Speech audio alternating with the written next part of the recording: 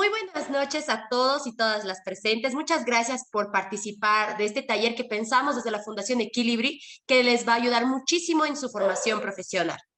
Bueno, es un gusto de parte de toda la Fundación Equilibri dar la bienvenida a nuestro querido decano, Eric Mita.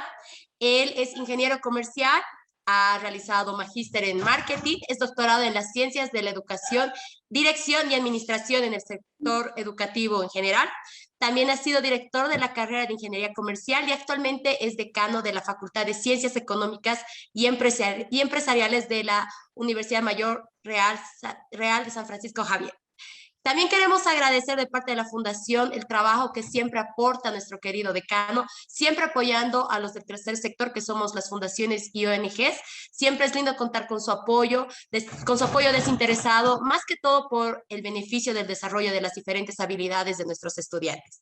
Muchísimas gracias, estimado decano, por participar el día de hoy. Le cedo la palabra y muchísimas gracias nuevamente por su apoyo. Muchísimas gracias, Adriana, estimados amigos de la Fundación Equilibri. Bueno, nuestra obligación es siempre contribuir con un granito de arena a la generación de importantes competencias en nuestros estudiantes. La facultad siempre tiene las puertas abiertas para el desarrollo de actividades de capacitación y para apoyar todas las iniciativas académicas que ustedes planteen, ¿cierto? Estamos en rumbo de que todos nuestros profesionales sean transformadores de nuestra realidad de manera positiva, que estén comprometidos y que tengan un espíritu de servicio. En ese sentido, ahí va la propuesta, ¿no? La facultad siempre va a estar trabajando de la mano de todas las instituciones que apoyen a nuestros estudiantes. Esa es nuestra obligación.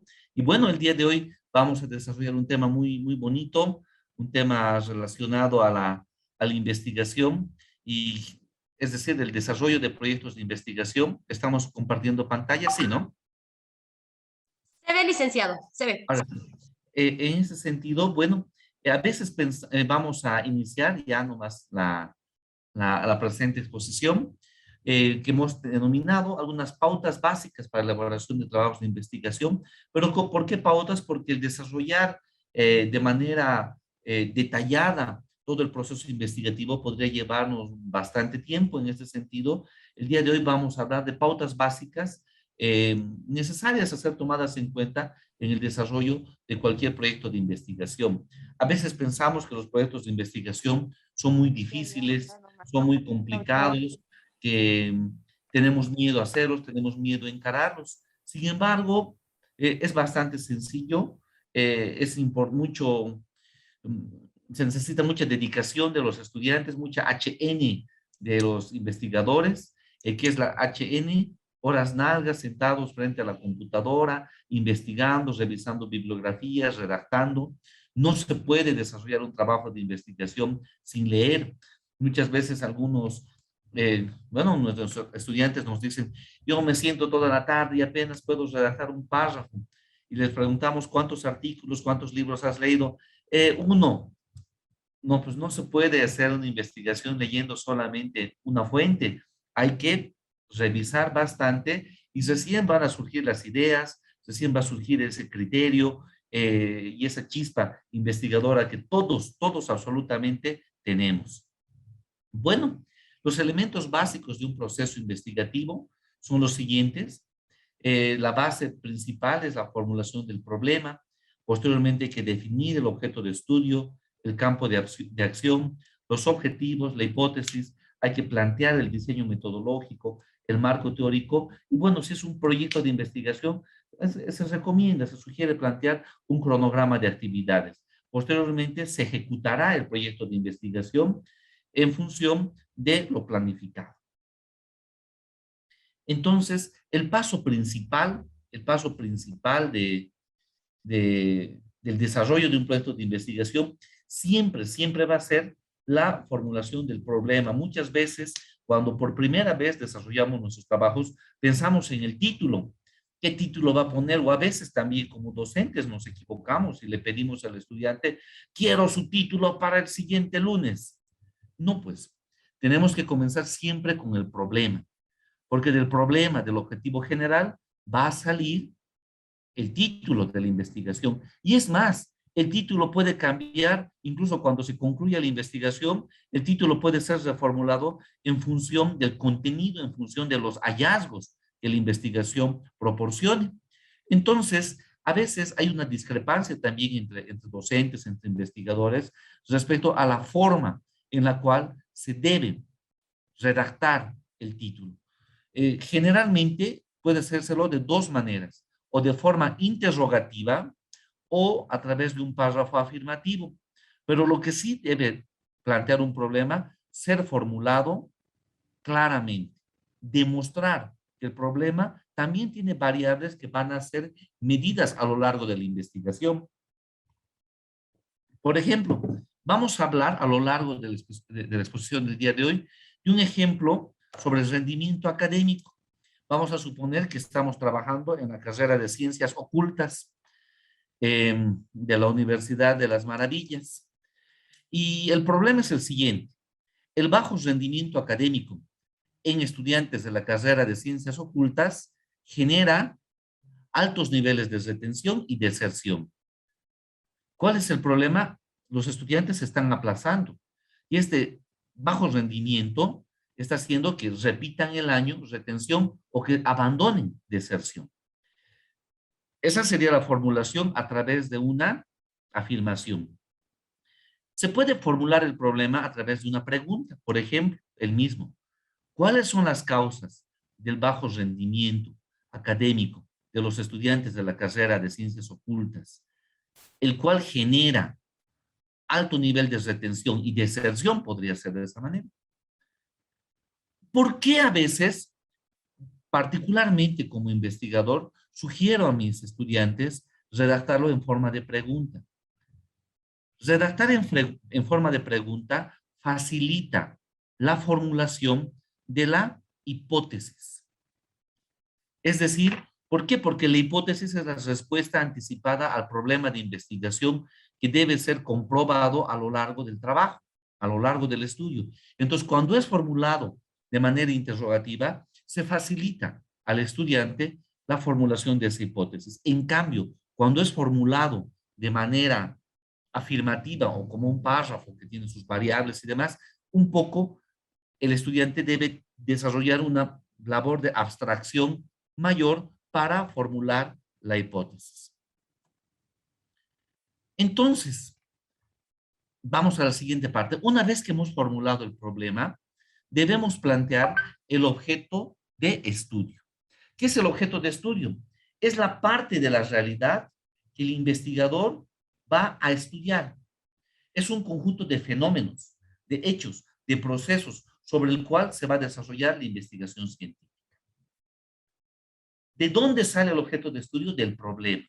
Si el problema está mal planteado, difícilmente el objeto de estudio se va a plantear de manera adecuada. Generalmente, el objeto de estudio es un proceso.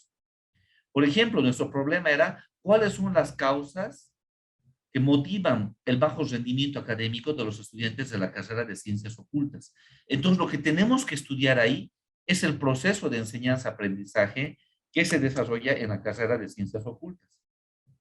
Ahí vamos a ver el diseño curricular, vamos a ver las técnicas didácticas y vamos a analizar un montón de factores. Entonces, lo que vamos a estudiar es ese proceso. Entonces, el objeto de estudio deriva del problema de investigación. Y en algunos formatos les exigen campo de acción. Y a veces, como docentes, pensamos que los estudiantes ya conocen esto, que ya han visto tal vez en metodología de investigación, pero sucede que nos olvidamos, ¿cierto? Y el campo de acción es el subsistema, parte del objeto de estudio. Contribuye a delimitar aún más ese problema científico. Se relaciona o se refiere a los componentes del proceso que se investiga. No es material, no es geográfico, es una parte del objeto de estudio. Nuestro objeto de estudio, habíamos dicho, es el proceso de enseñanza-aprendizaje. Y yo como investigador supongo que la gente reprueba porque ahí está fallando algunos aspectos didácticos. Probablemente las técnicas de enseñanza que está aplicando un X docente de la carrera de ciencias ocultas no sean las más adecuadas para esa asignatura, o no le permitan al estudiante comprender la temática abordada.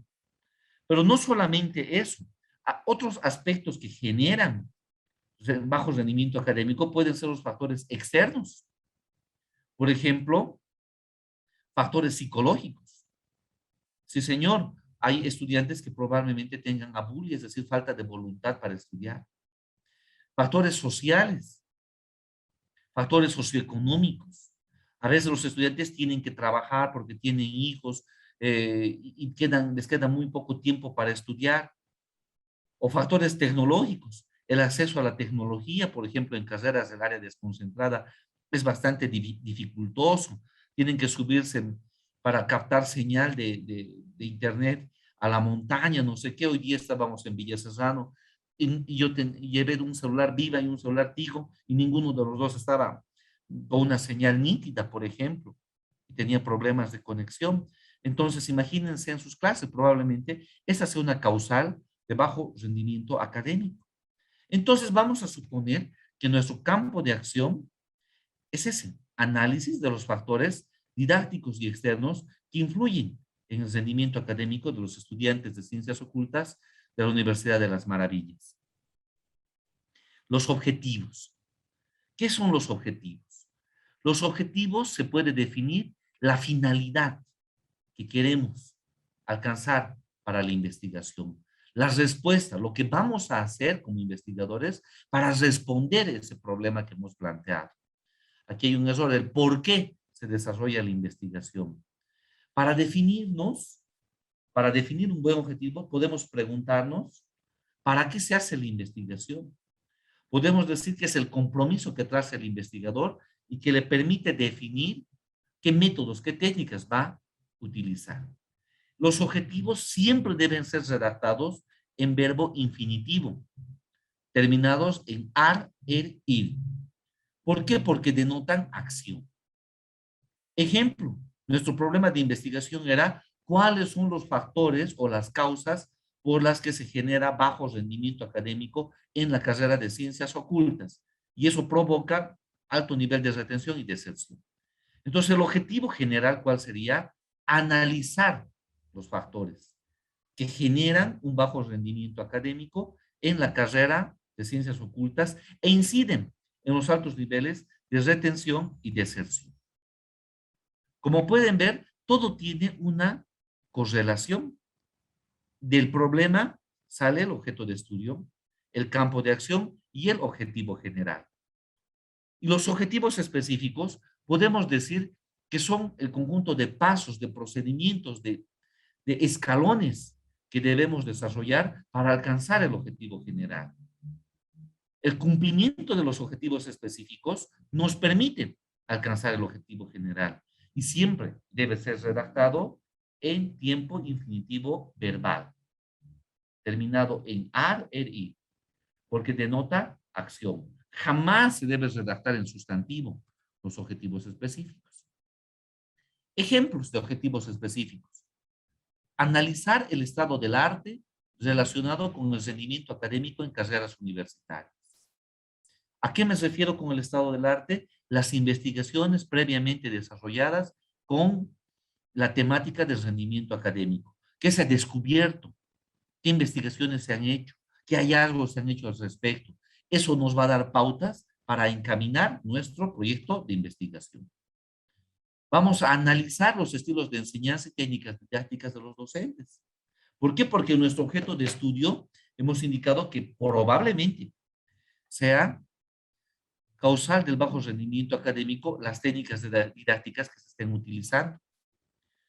Vamos a describir los tipos de evaluación del aprendizaje aplicados a los estudiantes. Probablemente por el tema de evaluación, los estudiantes tengan bajo nivel de rendimiento, tal vez la evaluación no es muy objetiva, o hay preguntas ambiguas, o se está exigiendo un criterio similar al del evaluador. Otro objetivo sería identificar los factores externos que inciden de forma directa en el rendimiento académico. O decíamos, ¿no? Factores socioeconómicos tecnológicos, psicológicos, sociales, económicos. Es decir, hay un montón de factores que pueden influenciar en el rendimiento académico de los estudiantes. Muchas veces como docentes no nos damos cuenta y pensamos, bueno, este estudiante es un flojo, se aplaza porque no entiende y no pregunta. Y si viene cansado de trabajar, y si es un estudiante que tiene que que ha atendido a su bebé toda la noche porque lloraba y estaba enfermo y al día siguiente fue a dar examen y no pudo concentrarse, a veces es complicado la realidad de nuestros estudiantes. Nuestra obligación es comprenderlos, pero a veces con la masificación, es decir, 100 alumnos por aula, ¿cómo conocemos los problemas que ellos tienen? Complejo, ¿no es cierto? Entonces, probablemente ese sea una causal de bajo rendimiento académico. Y bueno, una vez que planteamos los objetivos, vamos a seguir trabajando y planteamos la hipótesis. Hace un momento decíamos, ¿qué es la hipótesis? La hipótesis es la respuesta tentativa de solución al problema, que debe ser comprobada o rechazada durante el desarrollo de la investigación. Es decir, a lo largo de la investigación, el tesista va a demostrar o rechazar esa hipótesis que está planteando.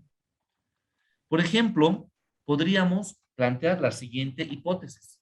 El bajo rendimiento de los estudiantes de la carrera de ciencias ocultas se debe al estilo de enseñanza y al sistema de evaluación aplicado, así como a factores socioeconómicos de los estudiantes. Aquí el investigador ya está suponiendo lo que está influenciando ese bajo nivel de rendimiento académico. ¿Cuáles son las variables independientes? Aquellas que están influenciando en el bajo rendimiento académico. Podríamos hacernos la pregunta, ¿qué aspectos generan bajo rendimiento académico? Es el estilo de enseñanza, el sistema de evaluación y los factores económicos. Variables independientes que tenemos que operacionalizarlas y medirlas. ¿Cómo mido el sistema de enseñanza de los docentes? Aplicándoles un test. Afortunadamente en el mundo, todo ya se ha investigado, todo ya se ha descubierto y tests para medir estilos de enseñanza los hay. Y seguramente para los trabajos que ustedes están haciendo, van a encontrar montones de baterías de preguntas para medir determinados aspectos. Sistema de evaluación fácil se puede medir. Podemos preguntarles cómo está haciendo la evaluación con preguntas abiertas, con preguntas cerradas. Tal vez es una evaluación de tipo oral, tal vez es una evaluación mixta. Entonces, eso se puede saber el tipo de evaluación. Los factores socioeconómicos a través de una encuesta a los estudiantes y comparando con su rendimiento académico, podemos saber qué es lo que está sucediendo. Entonces, todos estos elementos son susceptibles de medir. Y si podemos medir, vamos a poder demostrar si la hipótesis es correcta o se debe rechazar la hipótesis. Y como pueden ver ustedes, el investigador, a través de la lectura que desarrolle de libros, de tesis, de artículos científicos, de documentos, de publicaciones relacionadas a su temática, va a tener el criterio para poder redactar bien su problema, su objetivo general, su campo de acción, sus objetivos generales y específicos, y así como la hipótesis. Si el investigador no ha desarrollado una labor de lectura previa a su investigación, difícilmente va a poder avanzar en el mismo. Yo siempre les recomiendo mucha HN, horas nalgas, sentado en la computadora, trabajando, leyendo, madrugando. Eso es importante. Y para eso, para que haya mucha N, busquen un tema que sea de su agrado. Si el tema que es de su agrado les apasiona, no va a haber obstáculo que haya en su camino. Bueno, vamos a la construcción del estado del arte y del marco teórico. Cuando por primera vez hice mi investigación y me dijo mi docente, quiero que traiga su estado del arte, yo me imaginé una escultura, la Venus de Milo, o una poesía de Neruda, un cuadro de Picasso, ¿no es cierto? ¿Qué es el estado del arte? O sea, ¿qué es eso, no es cierto? O sea, una cosa tan técnica. El estado del arte es un resumen. Puede ser una, dos, tres, cuatro o cinco planas, donde se organizan los resultados de la investigación bibliográfica que hemos hecho, donde describimos qué investigaciones se han hecho a nivel nacional, a nivel local, a nivel internacional, a qué hallazgos han llegado, qué variables se han estudiado, qué contradicciones existen, qué tesis se están aplicando, ¿cierto? Ese es el estado del arte. Para hacerlo, obligatoriamente tenemos que leer. Lógicamente, no vamos a poder leer todo lo que se ha publicado, por lo menos 10 artículos. Con leer 10 artículos, estamos ya con el criterio para desarrollar un estado del arte relativamente adecuado.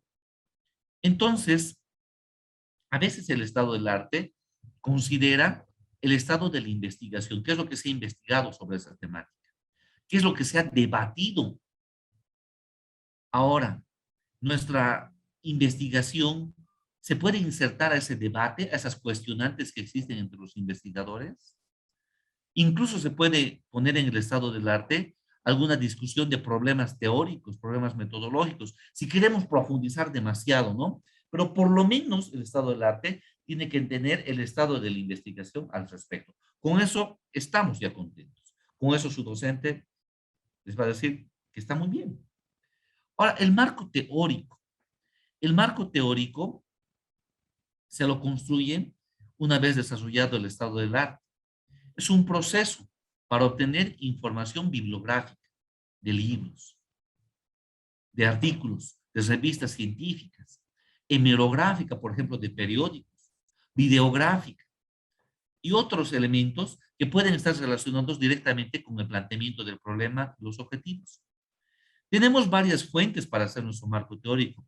Fuentes primarias, información no abreviada y en su forma original. Yo tengo un libro, Técnicas de enseñanza en educación. Perfecto, fuente primaria para nuestra investigación. Tengo un libro, Estilos de enseñanza-aprendizaje. Perfecto, fuente primaria. He encontrado una investigación, bajo rendimiento en la carrera de ingeniería comercial de la San Francisco. Ah, perfecto, fuente primaria. ¿Cuáles son las fuentes secundarias? La información abreviada, resúmenes, compilaciones, listados de referencia. La anterior vez estábamos trabajando haciendo un contacto para que nuestros docentes y estudiantes accedan a la biblioteca Scopus. Pero no me gustó mucho, ¿por qué? Porque ese contacto que tuvimos nos indica que solamente accederían a los resúmenes ejecutivos de las investigaciones publicadas en Scopus. Eso sería una fuente secundaria. A mí me encantaría que los estudiantes accedan al artículo completo publicado en Scopus. Listas de referencias bibliográficas también es una fuente. O fuentes terciarias. Es un compendio de nombres, artículos, boletines, conferencias, simposios, catálogos. Es decir, son información que puede tener el investigador, pero que no está relacionado de manera directa con el objeto de estudio. Entonces, son tres fuentes a las cuales pueden acudir en el marco teórico. Hace un momento les decía que tienen que leer. Mientras más lean, mejor va a ser su trabajo de investigación. Entonces, por ejemplo, de nada sirve leer y no sistematizar y organizar lo que estamos haciendo. En ese sentido, es importante aplicar esta planilla para la organización de información. En esta planilla, si nosotros vamos a leer, por ejemplo, 10 artículos, aquí tenemos del 1 al N, hay que detallar qué título de artículo se ha hecho, cuál ha sido el objetivo del estudio, en breve hay que poner la metodología, qué resultados ha alcanzado, cuáles son las discusiones, las conclusiones y sus referencias. Hacemos esto y ya hemos avanzado bastante. Por ejemplo, en mi oscuro pasado, cuando estaba haciendo el doctorado, tenía una docente excelente. Y esta docente nos pedía, hoy lunes para el sábado necesito un artículo científico, para el próximo sábado otro artículo científico, y había que leer y había que repasar y demás. Por ejemplo, esta es una planilla ya llenada. Título del estudio, modelo de gestión para procesos académico-administrativos. Objetivo del estudio, integrar en un solo modelo de gestión un conjunto de factores para determinar el estado general, no sé qué, no sé cuántos. Metodología, se aplicó el método sistémico. Resultados, de manera breve, los resultados a los cuales se llegaron, las discusiones, las conclusiones, y quién hizo ese artículo. Fue redactado, fue elaborado por Gómez Mora, José Pérez, el 2008, fue publicado en la revista Vínculos y está online aquí en este enlace. Y lo hemos accesado el 19 de julio del 2014.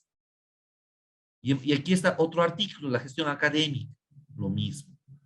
3 artículos, 4 artículos, y esa vez, bueno, yo también, por temas de tiempo, solamente revisé, ¿cuántos artículos? Solamente revisé 10 artículos, pero me llevó bastante tiempo. Entonces, es fundamental llenar esta planilla. Una vez que haces esta planilla, les van a salir las ideas y las luces para formular su problema, sus objetivos, su hipótesis, objeto de estudio, campo de acción, hacer bien su estado del arte. La clave para ser un buen investigador es leer, leer y leer. Esa es la clave.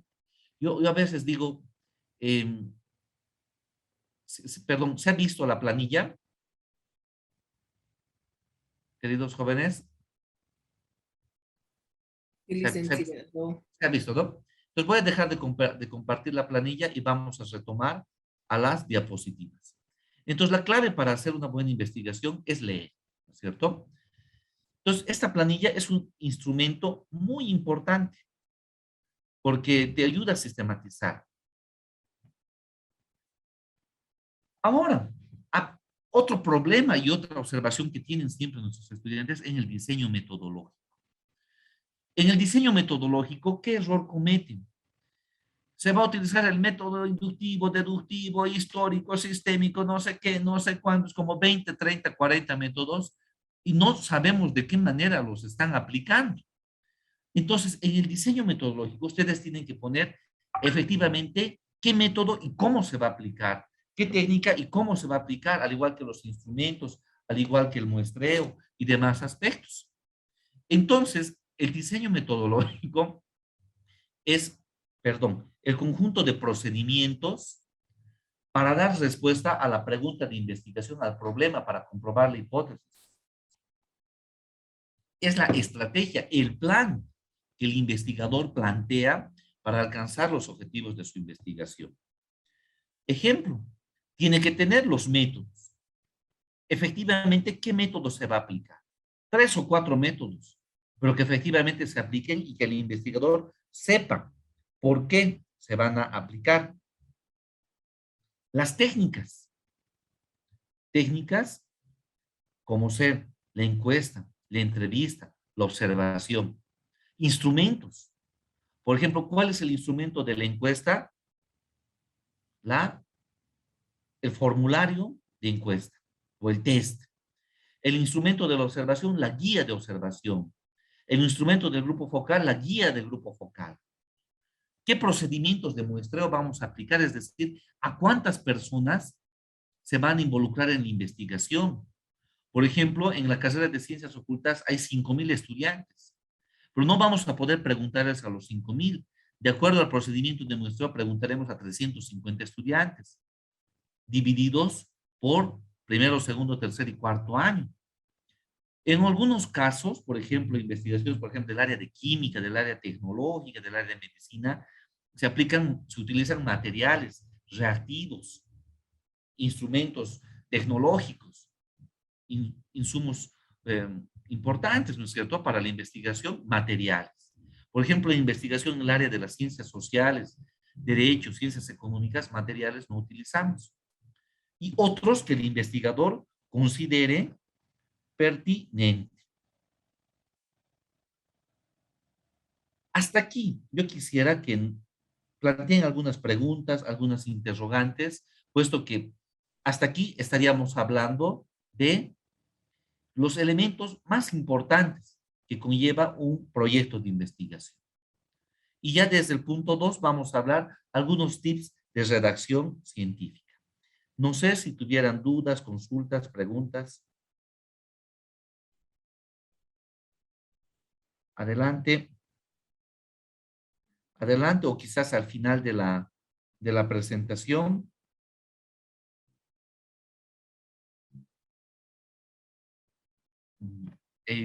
Continuamos, ¿no?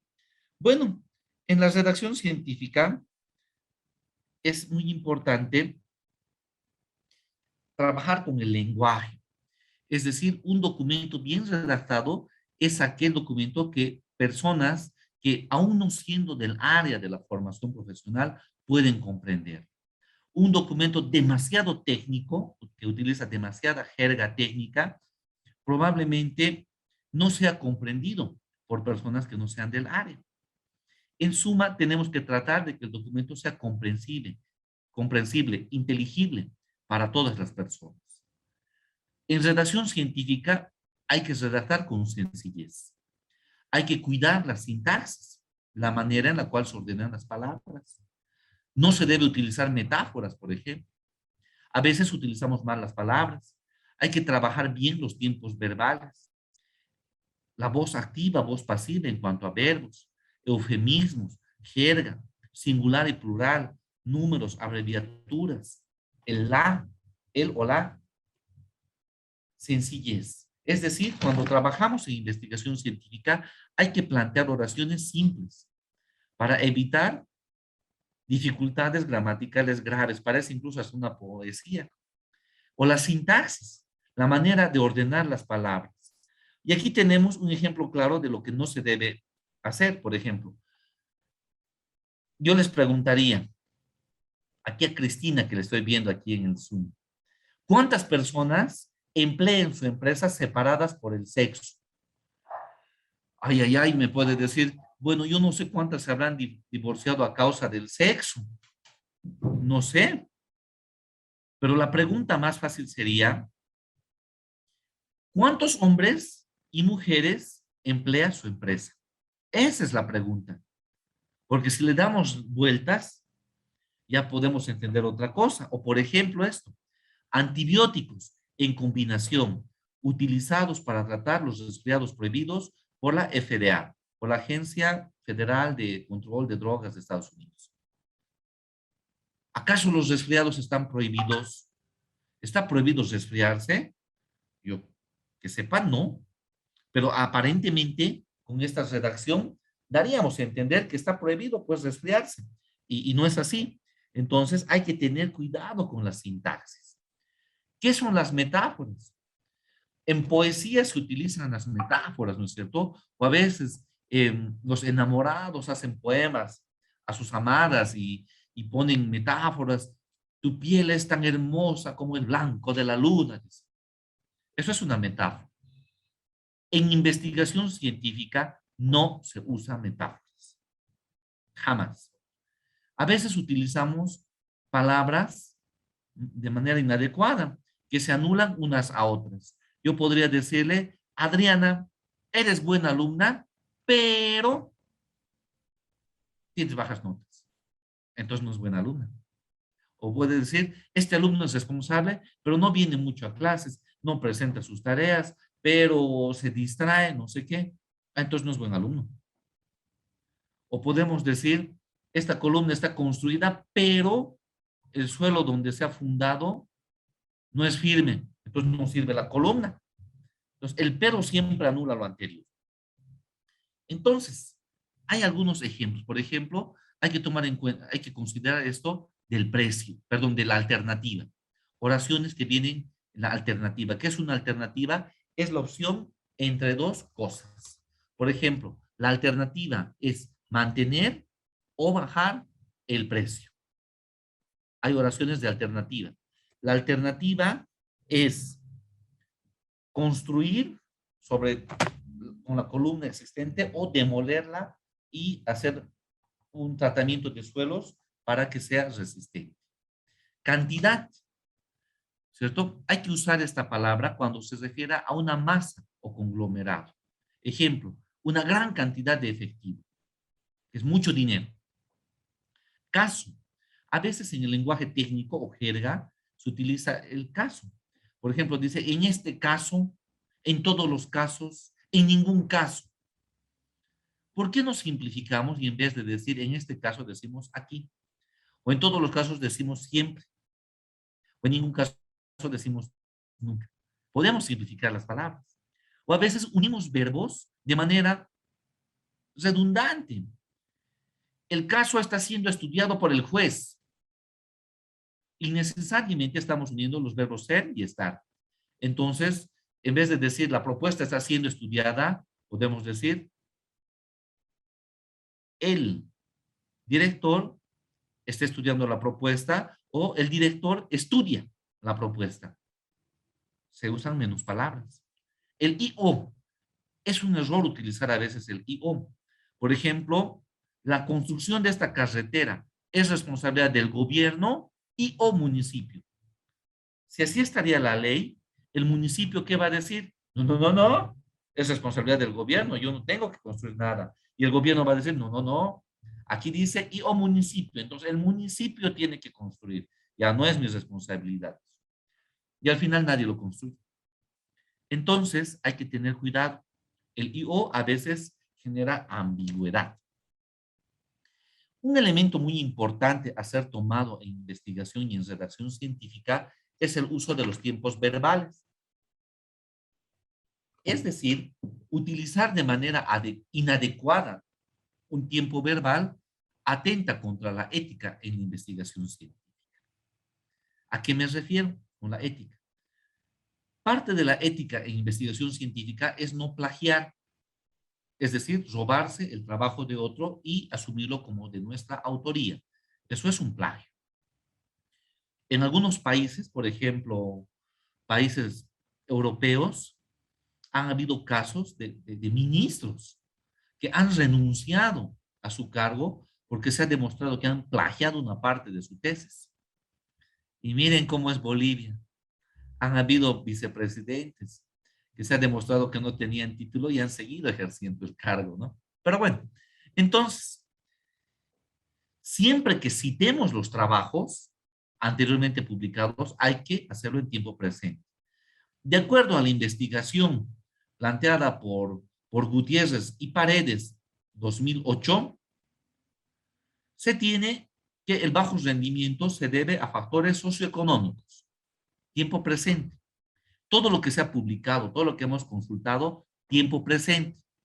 Cuando nos estemos refiriendo a nuestro propio trabajo, de acuerdo a los porcentajes obtenidos en investigación, se identificó que el 80% de los reprobados tienen un nivel socioeconómico bajo.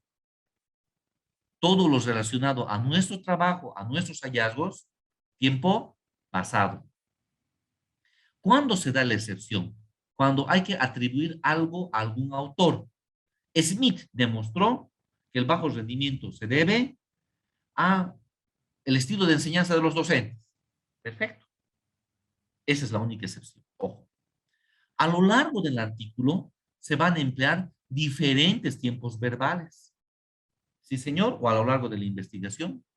Por ejemplo, en el resumen ejecutivo, siempre se va a redactar en tiempo pasado. ¿Por qué? Porque nos vamos a referir a resultados actuales. En la introducción, en la parte de introducción, se va a redactar en tiempo presente, si es que hacemos alusión a investigaciones y a estudios ya publicados, ya realizados. En la sección de metodología o materiales y métodos, se redacta en tiempo pasado, porque vamos a decir, se utilizó el método deductivo, se aplicó el muestreo aleatorio estratificado, se empleó la encuesta. ¿Por qué? Porque es lo que ya hicimos, lo que ya aplicamos. En la sección de resultados de la investigación, redactar en tiempo pasado todos los resultados que hemos obtenido, los hallazgos de nuestro estudio. Y en la sección de discusión o de análisis, como otros le dicen, o de conclusión, los resultados de otros estudios en tiempo presente y los resultados de nuestro estudio en tiempo pasado. Y ustedes me preguntarán, ¿Por qué los resultados de otros estudios siempre es en tiempo presente? Porque se supone que los artículos publicados, los libros y demás, han sido validados por la comunidad científica y eso ha permitido su publicación. Por tanto, son conocimientos vigentes. ¿Por qué lo nuestro en tiempo pasado? Porque aún no ha sido validado por la comunidad científica. Por eso es. A veces hablamos de la voz activa y la voz pasiva. La voz activa es más imperativa, es más precisa. Por ejemplo, voz activa. La publicidad produjo el reconocimiento de marca. Imperativo, más claro. En cambio, cuando utilizamos voz verbal pasiva, sería el reconocimiento de marca fue producido por la publicidad. Aquí tenemos más verbos, es menos precisa. En cambio, la voz activa es más precisa, más categórica, más imperativa. Se recomienda ese tipo de redacción. O los eufemismos. A veces utilizamos también en el trabajo eufemismos, ¿no es cierto? ¿Qué es un eufemismo según la Real Academia Española? La manifestación decorosa de ideas, cuya recta y franca expresión sería dura o malsonante. No debemos utilizar eufemismos en investigación científica. Ejemplo, podríamos decir esto. Algunos miembros de la población sufrieron consecuencias mortales por la presencia de plomo en la harina. Aquí estamos utilizando eufemismos, dándole vueltas a una idea para que suene más bonita. Pero sin eufemismos, ¿cuál sería la oración? Algunas personas murieron por haber comido pan elaborado con harina contaminada con plomo. Así. Sin eufemismos, directo al grano. Es lo que la comunidad científica prefiere. Y la jerga. Hay tres tipos de jerga. Jerga es el lenguaje confuso, el lenguaje excesivamente técnico. Por ejemplo, hay una jerga, por ejemplo, en negocios que se utiliza. Por ejemplo, en el retail hay que utilizar mejor merchandising para que el layout sea adecuado y atractivo para generar una experiencia de compra para nuestro segmento. Lenguaje demasiado técnico. Y yo que no soy del área, ¿qué será merchandising? ¿Qué será retail? ¿Qué será layout? Podríamos simplificarlo. En el punto de venta, las técnicas de exposición deben ser atractivas para que sean agradables para nuestros clientes. Podríamos decirlo eso. Pero si queremos decirlo de forma difícil, también podemos hacerlo. Y la idea no es hacer difícil. Mientras más sencillo sea el lenguaje, es mejor. Por ejemplo, lenguaje confuso, ininteligible, extraño, extravagante, bárbaro, ¿no? Cuando damos circunloquios, cuando hablamos en lenguaje rebuscado. Por ejemplo, alguien que habla en este lenguaje es don Carlos Mesa. ¿Cierto? Estamos absolutamente seguros, ¿no?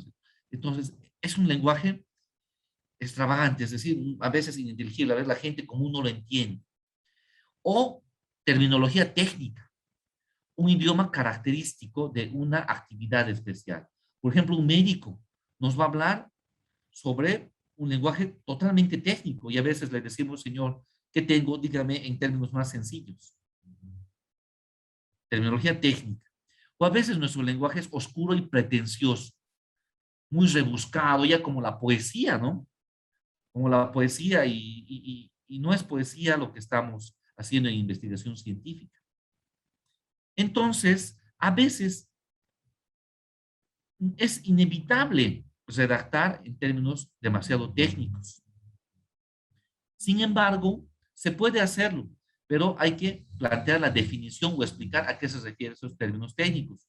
Para eso estará el marco teórico, para eso estará la sección de introducción, ¿no? El uso de singular y plural. Por ejemplo, a veces se cometen errores en la utilización del singular y plural. Por ejemplo, se incrementó 100 millones y no se incrementaron 10 millones. A ver, si se han incrementado los 10 millones al mismo tiempo, lo correcto sería se incrementó 100 millones. Si los la primera parte, ¿no? Es decir, si se ha incrementado en uno los 10 millones al presupuesto universitario, eso es correcto. Pero si se ha incrementado de 1.000 en 1.000, de 1 millón en 1 millón, lo correcto sería, se incrementaron 10 millones. Ojo con eso. El uso de números. Por ejemplo, cuando utilizamos números en las oraciones y son de un solo dígito, hay que escribirlos de manera literal, en una palabra. Cuando son de 2 o más dígitos, se recomienda escribirlos de forma en cifra. Ejemplo, en una oración que contenga una serie de números, de los que al menos uno tenga más de un dígito, todos los demás números deben escribirse con cifras. Serví agua a 3 científicos, leche a 6 y cerveza a 11. Las abreviaturas. Por ejemplo, hay abreviaturas muy comunes, ¿no? Que todo el mundo ya sabe, etcétera. Por ejemplo, número, et al, que significa y otros. Cuando se tiene la intención de usar una abreviatura, en primer lugar debe estar completa la palabra y entre paréntesis la abreviatura. Por ejemplo, podríamos decir la Fábrica Nacional de Cemento, entre paréntesis francesa. Y a lo largo del documento ya no vamos a decir la Fábrica Nacional de Cemento, directamente diremos francesa, francesa, francesa, francesa. No hay que utilizar las abreviaturas en el título de un artículo, a no ser que toda la población o todo el segmento al cual se dirige ese artículo conozca la abreviatura. Las abreviaturas se recomienda no ser usadas en el resumen ejecutivo. O las unidades de medida, por ejemplo. Las unidades de medida se abrevian cuando están cerca a valores numéricos. Por ejemplo, 10 TN, 10 toneladas. Se usa la misma abreviatura para el singular y plural. No está adecuado decir 10 TNS. Directamente 10 TN. Cuando no se usan con numerales, las unidades de medida no se abrevian. El o la también genera problemas. Por ejemplo, hay un error común que yo he escuchado en algunas personas que dicen, voy a mandar la documentación a la CV. Lo correcto sería, voy a mandar la documentación al CV. ¿Por qué al CV? Porque es el CV, pues, el Comité Ejecutivo de la Universidad Boliviana. Entonces voy a mandar la documentación al Comité Ejecutivo de la Universidad Boliviana. No diré, voy a mandar la documentación a la Comité Ejecutivo de la Universidad Boliviana. Otro error que cometemos, la agua, ¿no es cierto? Es el agua, ¿no es cierto? Es el calor. Entonces hay que tener cuidado con el uso del el o la, especialmente cuando trabajamos con abreviaturas, porque el significado de la abreviatura tiene su propio género. Y haciendo un paréntesis, jamás utilizar el famoso todes, ¿no? No está aprobado por la Real Academia Española, ¿cierto? Ahora bien, no sé si tienen dudas, consultas, preguntas. Son algunos tips que les hemos brindado y estamos atentos para absolverlos, ¿no? Si tuvieran algún Bueno, comentario. sí, de hecho, licenciado, tenemos dos preguntitas en el chat y tenemos dos preguntitas que nos han hecho llegar por el chat interno. La primera dice Marlene, licenciado, aparte de Google Académico, ¿qué buscadores más hay? Google Académico es una buena fuente, pero pueden entrar a Cielo, a Redial, a Latindex, pueden entrar a este tipo de bases de datos que albergan una gran cantidad de revistas indizadas. Entren a estos lugares donde hay la mayor cantidad de artículos en español. También otra fuente bibliográfica, algunas universidades tienen repositorios. ¿Qué son los repositorios? Son sitios web donde están almacenados todas las tesis, por ejemplo. Nosotros estamos trabajando para tener un repositorio de posgrado. Entonces, para que todas las tesis de posgrado puedan ser visibles para los investigadores. La utilización de estas fuentes son muy importantes, no existe solamente Google Académico, existen muchas, ¿no? Como les decía. Y es bueno que investiguen, ¿no? Ahora, si utilizas solamente Google Académico, tampoco está mal, pero vas a encontrar un montón de información en las otras fuentes de bases de datos indizados. Genial, Lisen. Tenemos otra pregunta en el chat que es de Fermín Guernica. Dice, buenas noches, yo tengo una pregunta. Hablo de secuencias y de pasos a realizar proyectos. Mi pregunta, una mejor forma de elegir un tema de proyecto de grado 1, ¿qué parámetros o consideraciones uno debe conocer para posteriormente no tener problemas y sea rechazado en proyecto de grado 2 y estar volviendo a elegir un nuevo tema? Para elegir su tema, el primer elemento es elegir algo que les agrada. Eso es muy importante, el primer paso. Otro elemento es, ya tenemos alguna temática genérica que nos agrada, es ver si la temática no está siendo demasiado estudiada. Especialmente en la universidad hay los famosos casos de duplicidad. Es decir, como somos tantos estudiantes y a veces hay pocas ideas, ya hay ese trabajo. Entonces hay que evitar que nuestro trabajo sea rechazado por una causal de duplicidad. Y si el trabajo ha sido muy estudiado, hay que darle un enfoque diferente, un enfoque alternativo, para que no sea rechazado por ese tema. Otro elemento a ser considerado para elegir un buen proyecto es la existencia de información. A veces no hay mucha información sobre el tema que queremos abordar y eso nos va a generar demasiados obstáculos que pueden derivar en el abandono de esa temática investigada. Entonces, tres elementos: que le guste al investigador, que no haya sido ampliamente estudiado y si lo ha sido, darle un enfoque diferente y acceso a la información. Son los tres elementos que deben ser tomados en cuenta al momento de elegir un trabajo de investigación. Genial. Tenemos unas dos preguntitas. Esta es, bueno, preguntan acerca de la diferencia entre el estado del arte y los antecedentes. Sí. En los antecedentes, muchas veces, esa es buena pregunta, porque muchas veces surge la confusión de que los antecedentes son lo mismo que el estado del arte. Los antecedentes, como su nombre lo indica, también ahí se debe hablar de investigaciones previas a la investigación que estamos desarrollando, algunos resultados que se han alcanzado, pero los antecedentes también estamos hablando algunos elementos relacionados al problema que queremos abordar. Es ese mixo en los antecedentes. En los antecedentes no hay una aplicación exquisita, muy variada de fuentes bibliográficas. En cambio, en el estado del arte sí tiene que haber.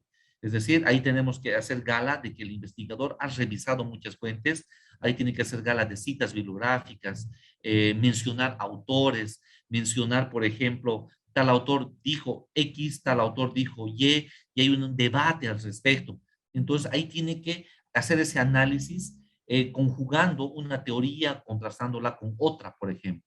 Y eso no se hace en antecedentes. En antecedentes, el antecedente es más descriptivo. En cambio, el estado del arte es más analítico. Súper, muchas gracias. Sí, creo que esa es una de las confusiones que siempre tenemos, incluso yo cuando estaba en la universidad tenía. Tenemos otra pregunta que dice, ¿puede hablar acerca de las plataformas o los programas para detectar plagio? ¿Estos se usan en la universidad? Lamentablemente, en la universidad hay muy poca utilización de plataformas. Por ejemplo, las más utilizadas es el Plagium y el Plagiarism Checker. Hay un montón de plataformas. Incluso podemos detectar plagio los docentes con un trabajo. Si copiamos un párrafo y lo ponemos al Google, inmediatamente nos bota de dónde lo han sacado. Entonces, no se está utilizando de manera generalizada este tipo de plataformas al momento de aceptar trabajos o aprobar trabajos. De hecho, incluso a nivel de posgrado, se han detectado tesis ya defendidas que han sido plagiadas. Es decir, el plagio no es bueno, el plagio es robo. Entonces, ¿qué es lo que tenemos que hacer para evitar? Simplemente citar al autor. Hay que citar al autor y no hay que robarnos las ideas de otras personas. Entonces, eh, hay niveles también, por ejemplo, en los programas de detección de plagio, nos indican porcentajes, 80%, 70%, 50%, similar a otro trabajo, ¿no? Lo adecuado es que sea menos del 40%. Entonces, tampoco existe lo inédito totalmente. ¿Por qué no existe lo inédito? porque todo en el mundo ya ha sido investigado. Muy poco es absolutamente inédito. Casi todas las ideas ya se han dado en el mundo y seguimos trabajando y avanzando poco a poco, complementando esas ideas que ya hay. Entonces, tampoco un revisor va a exigir un 100% de trabajo inédito, pues se acepta de 30, 40% de similitud. Perdón, perdón. Adelante, Carla. Salud, licenciada. Bueno, creo que también eso del plagio tiene mucho que ver, o sea, con la buena bueno, con la buena utilización de las normativas y de las referenciaciones, ¿verdad? Y justamente la última pregunta que tenemos, aquí dice, ¿no? ¿Cuál es la versión de normas APA que se utiliza para los proyectos? Porque en mi Word dice que tiene una versión y tengo entendido que tiene, y que existen otras versiones de normas APA. Sí. De hecho, finalizada la exposición, les vamos a facilitar la versión que yo manejo.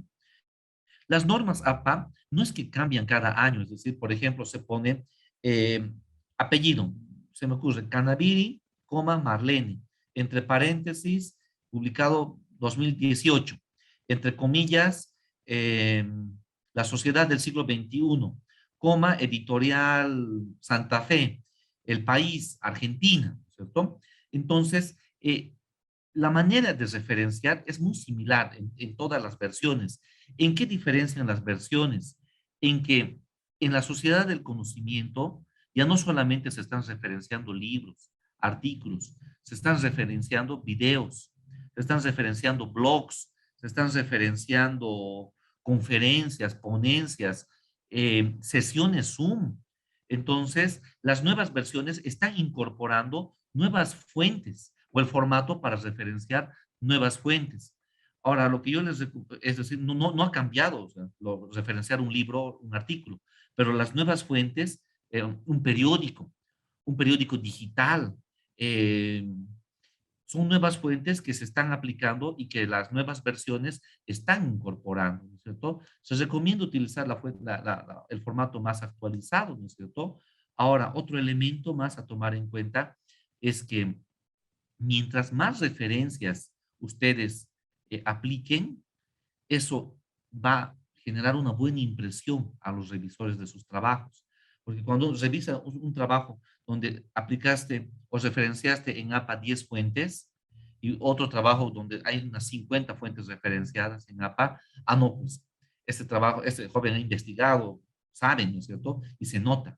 Entonces, siempre recomendación, utilizar el formato relativamente más actualizado, pero la diferencia es esa, aplicar nuevas fuentes y formato para referenciar nuevas fuentes. Esa es la diferencia entre una y otra versión.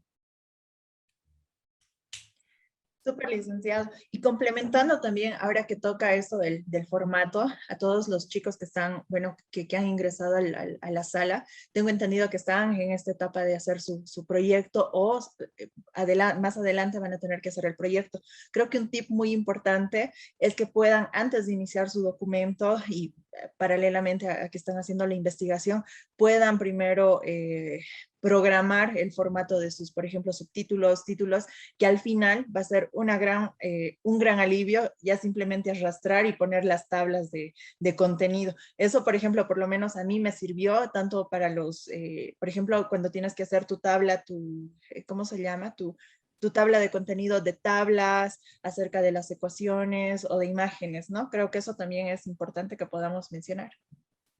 Exacto. De hecho, el programa Word de Microsoft permite, a medida que vayamos redactando el documento, cada subtítulo darle un nivel, ¿no es cierto? Nivel 1, nivel 2. Eso nos va a permitir que finalizada el trabajo podamos venir a insertar tabla de contenido y ahí podemos insertar, ahí estaría el índice del trabajo.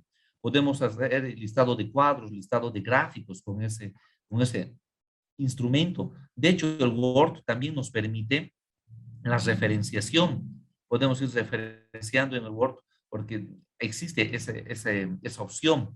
Ahora, hay programas para referenciar que son el Sotero, por ejemplo, que es un programa muy sencillito para referenciar. Y bueno, ya depende de la iniciativa que todos ustedes tengan, ¿no? Es decir, ya no se referencia, imprimo y luego voy anotando qué numerito le tocaba. Hay que utilizar la tecnología, ¿no es cierto? Y ya va una propuesta ahí, Carla.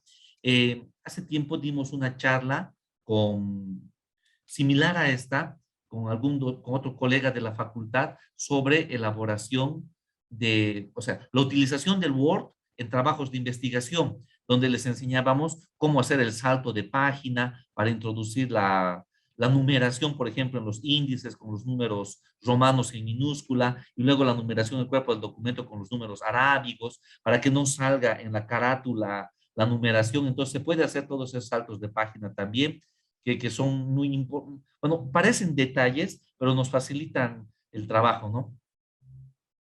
Exacto, completamente. Incluso nos puede dar un día incluso de libertad, porque cuando empezamos a redactar y luego después de que tenemos todo el documento y queremos ponerle el formato, ahí sí tardamos hartísimo porque es agarrar uno por uno, ponerle, hacer clic y demás. Entonces, al iniciar, bueno, realizar este proceso al inicio, entonces es genial.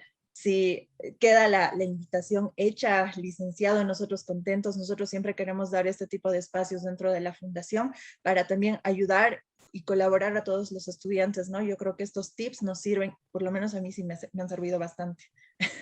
No sé si alguien tiene tal vez alguna pregunta, quiera encender su microfonito y preguntarle al licenciado, aprovechar que está aquí.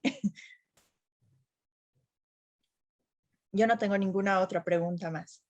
A ver, creo que no. Bueno, bueno, Carla, más bien agradecerte por la invitación. Estamos prestos para hablar sobre investigación. Podemos hablar también de muestreo, que es también interesante el tema de muestreo y hay muchos errores ahí. Y bueno, y esa propuesta para hacer la utilización del Word en trabajos de investigación también puede ser que es un tema inherente a todas las áreas del conocimiento, ¿no? Nuestros amigos de tecnología, de agronomía, de medicina, todos, y de economía, tienen problemas, ¿no? O sea, en el tema salto de página, inserción de tablas de contenido, son detallitos que les van a facilitar el trabajo, ¿no? Por otro lado, decirles que animarles que siempre hagan sus investigaciones, no se desanimen, es un camino con obstáculos y el investigador tiene que ser ese corredor de obstáculos que tiene la capacidad de superarlos. Entonces, si el trabajo que han identificado les apasiona, les gusta, con seguridad van a superar todas las dificultades que surjan en su investigación. Súper, Licen. Mil gracias por su tiempo, por todo el esfuerzo y por todo este trabajo bonito que siempre nos brinda y por la colaboración también a la Fundación. Nosotros estamos súper agradecidos. Bueno, todas las personas que tal vez me decían que algunos tenían problemitas técnicos, no se preocupen, este pequeño taller ha sido grabado y lo vamos a subir al canal de YouTube, así que lo vamos a publicar en la página de la Fundación. Y si tienen alguna duda o consulta, también nos gustaría, y si les gusta este tipo de eventos o de charlas, pónganos en los comentarios para también poder coordinar y poder brindarles estos espacios donde nos podemos enriquecer, ¿no? De la mano de expertos como el licenciado Mita. Gracias, gracias. Un saludo atento y a sus órdenes.